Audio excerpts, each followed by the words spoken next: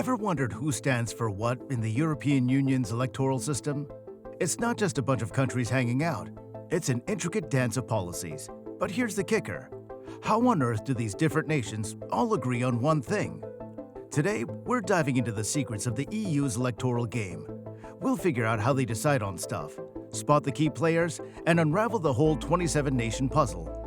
Get ready to uncover complexities, understand players, and find out who stands for what in the captivating world of the European Union. Look at all those countries. These people formed the European Union, which aims to promote peace and core values and ensure the well-being of its citizens.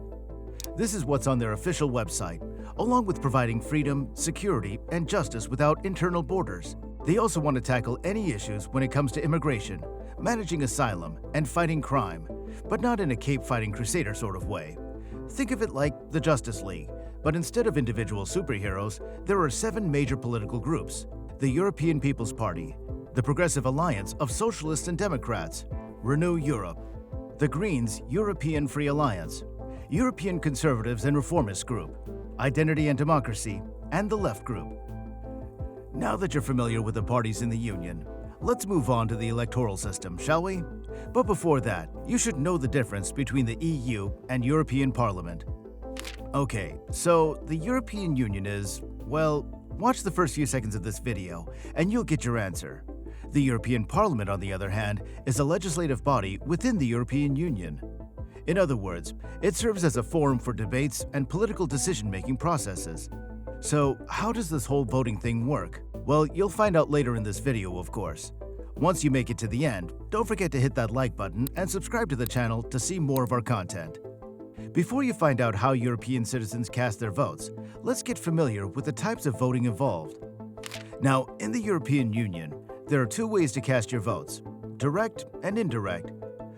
Direct voting is your classic, hands-on approach, where you directly place your votes for the members of Parliament. If this is what direct voting means, what do you think indirect voting is? Here, citizens of the European Union elect their national leaders, who in turn choose who'll be representing their respective countries in the European Council. Don't freak out about this new term. The Council is just a group of heads of EU member states. They then make decisions and policies of the Union, like laws and whatnot. Now's the time for another tricky term in this system: proportional representation, which basically abides by standard democracy rules. According to good old Google, it's an electoral system in which parties gain seats in proportion to the number of votes cast for them. It's simple math. If Party A wins 30% of the votes, they get 30% of the seats in office. The importance here is that there's a fair representation of political views within the Union, and the citizens' pick is who sits in the Parliament. Here's where those political parties get involved. Think of them as the hosts of the different members of Parliament who try to get their aims and motives across the legislative body. Remember that word, though: members of Parliament. It'll come in handy later. Now, what are these aims and motives? What do these political parties stand for? The European People's Party is known to be center-right in the political spectrum and prioritizes economic liberalism, Christian democracy, and a united Europe. The Progressive Alliance of Socialists and Democrats in the European Parliament focuses on social injustice, workers' rights, environmental sustainability, and economic equality. Renew Europe is more of a centrist party that stands for liberalism, individual freedom, and more market-oriented economic policies. The Greens-European Free Alliance also wants environmental sustainability, social justice, and human rights. But they're more of a central leftist party as compared to the Progressive Alliance. The European Conservatives and Reformists Group wants to create jobs and prosperity, especially after the COVID-19 pandemic. They also aim to safeguard citizens and borders, respect the rights and sovereignty of member states, hope for environmental sustainability, improve the Union's efficiency, and cooperate with global partners. The Identity and Democracy is a newer group that mainly prioritizes nationalism and anti-immigration policies and debates European integration. In other words, yes, they're a right-wing party. Far, far right. Their website is full of petitions for people to sign, which really gives the word democracy in their name meaning. Lastly, we have the Left Group. The name says it all. It stands for economic justice, feminism, rights and liberties, peace and solidarity, democracy and ethics, along with environmental sustainability. As for the non-inscrits, or non-affiliated members of parliament, they don't really have similar views on politics and development as the other 7 parties. Some may be advocates for regional interests, while others don't see traditional views as their thing. To put things simply, non-inscrits are independent members who fight for their separate stances. Some could call for tackling climate change, while others could fight for minority rights. But the question remains, how does voting really work? Once every 5 years, the people living in any one of the countries in the European Union elect members of the European Parliament, or MEPs for short. But don't think that this is one of those ballots you fill where you tick one out of a few members to be a part of the parliament. Voters actually choose well over 700 MEPs who represent them. Once these people are elected, they sit in their respective political groups, based on where they see fit in the spectrum.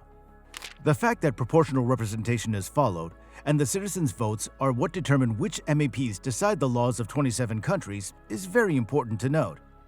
Not only are you deciding which candidate and which party sits in parliament, but you're also helping shape the countries for a better future. But is this process an easy, simple, and error-free one? Not exactly. The EU has faced many challenges in the past few decades regarding voter turnout and engagement during election periods. One of the biggest issues is the distance between the citizens and EU institutions. This doesn't necessarily mean distance as in miles or anything. It's more of a communication barrier. The governance structure, along with the diversity of languages and cultures across member states, creates a sense of detachment among the citizens. It becomes difficult for them to connect with the European political process. Apart from that, EU elections struggle with a lower voter turnout as compared to national elections. Do you know what the reason behind this hurdle is? Lack of knowledge about the governing system. People think that whatever the union does has a very low impact on anyone's life. They also believe that because there aren't as many political debates or campaigns as compared to national elections, they're less motivated to cast their votes. The EU has obviously noticed these problems and has tried addressing the situation in several ways. One of these includes improving civic education about the European Union's role and impact on the economy and well-being of citizens of each country. The education is provided in schools and public information campaigns. They're also providing public transport to the EU institutions. They're basically bodies responsible for the decision-making process within the European Union. As for the names of some of these institutions, you have the European Commission, the European Parliament, and the Council of the European Union. Anyway, people now have transportation to these places, and this would contribute to more voter engagement. More votes means more change. There's also the issue of the proportional representation system, which affects the potential of smaller parties or MEPs. In other words, not all voices are heard, and most of them get buried by the percentage of votes. If smaller political parties aren't represented, then people will call the system rigged, right? And where does that bring us back to? Low voter turnout. They really can't ever win, can they? So let's recap, shall we? Understanding how the European Union's electoral system works is very important for people who live in one of those 27 countries. Even if you don't live there, the EU still gets involved in politics all over the world. The voting system is fairly easy and plays a huge role in the country's economy, society, development, and more. What's more important is understanding what the different political parties stand for, because, in the end, those are the people who will represent you. They also push for what they stand for, so making the right choice for you could go a long way. Don't forget to like this video if you found it informative, and subscribe to the channel for more content like this.